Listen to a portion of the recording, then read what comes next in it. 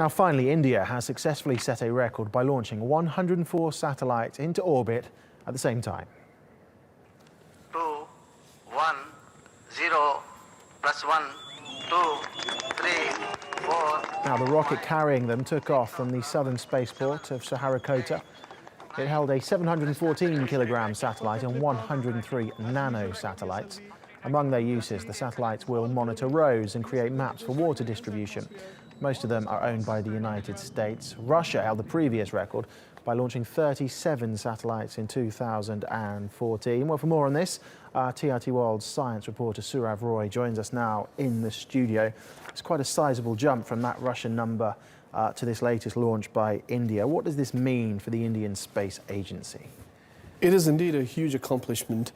But in terms of science, it is not just taking up 103 or 104 satellites up into space. It's also successfully deploying them in orbit, which means a lot of complicated math and a lot of complicated physics into it.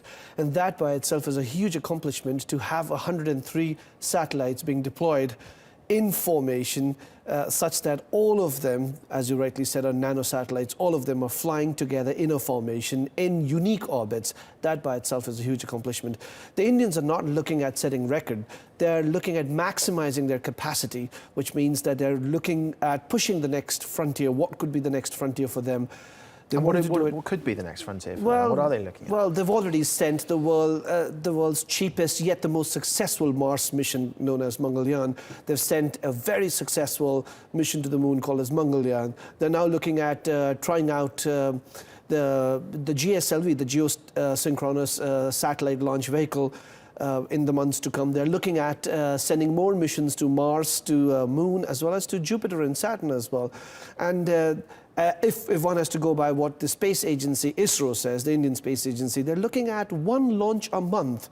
Now that means a huge amount of science and technology research and development taking place within the agency.